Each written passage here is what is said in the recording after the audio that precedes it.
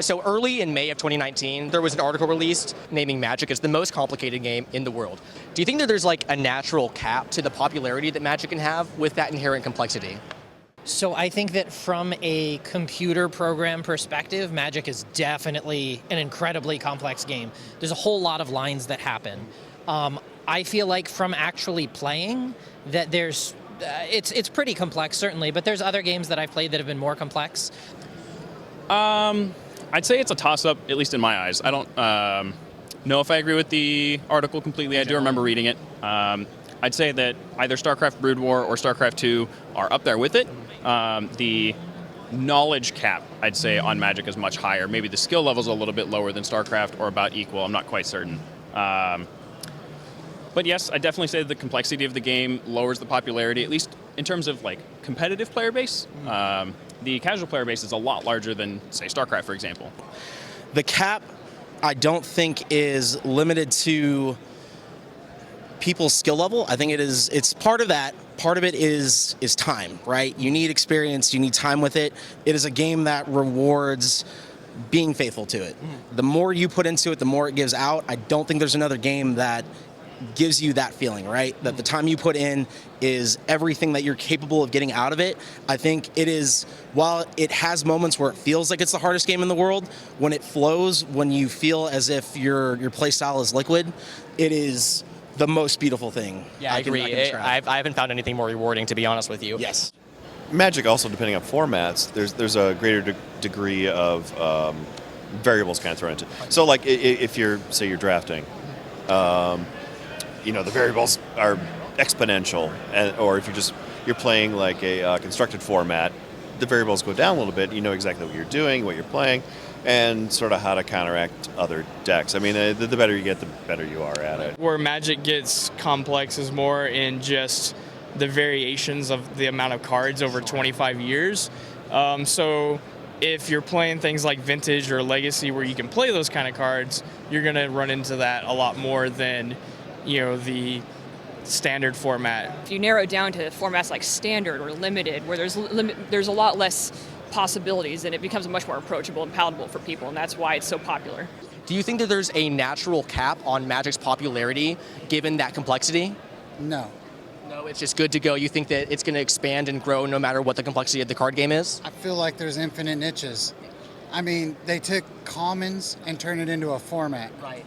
So as long as people are interested in Magic, it will continue to grow. Magic is in a place right now where there's a lot of introductory levels to it. So like Arena, right? Anyone can hop on Arena, they can play for free. There's tutorials on it. So I don't think we'll see a cap for a long time. I mean, I think we'll see maybe a shift as far as more experienced players on how they feel about Magic, but that's always going to be, that's always going to be fanboys and fangirls feeling about something. But I don't think there's going to be a cap on, introductory new players coming in. So there's this really cool computer game called MTG Arena that you can jump on and boom, you can just learn by yourself really quick. So yeah, I mean, I don't think it is. Like I can see, I've been playing almost since the beginning, so I can definitely see jumping into like Legacy or Vintage or stuff like that being really complex for some people, but jumping into Standard or just drafting is usually not that bad, I don't think. So yeah, I would imagine that there's some amount of cap put on it, but the simple truth of the matter is that Magic has been moving less in a direction of, hey, you need to be like the very best, and more in a like social direction. I think Mark Rosewater has posted saying something along the lines of 90 to 95% of Magic players are what we call kitchen table Magic players. I like using the term social Magic players, something that Brian David Marshall actually posted on Twitter recently about. Casual kind of comes with this negative connotation. Social Magic is a lot more friendly and accepting to people. I don't want to come and play in like the big GP event here because I think I'm going to win, or I think I'm going to grind it in, or it's fun to play 9 rounds of Magic in one day. I don't want to do that anymore. What I want to do is hang out with my friends and play games with them. Like I can sit at a kitchen table and joke around with my friends playing Magic for 9 hours, but sitting here staying focused on a tournament like that, I've hit my limit on doing that now.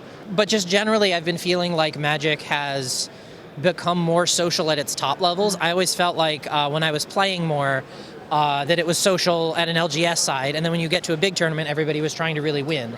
But now I've been feeling a lot more social of environment here. They've been bringing by Command Fests, which have been fantastic. They haven't been great for the vendors, not gonna lie, but from a player perspective, it's really amazing.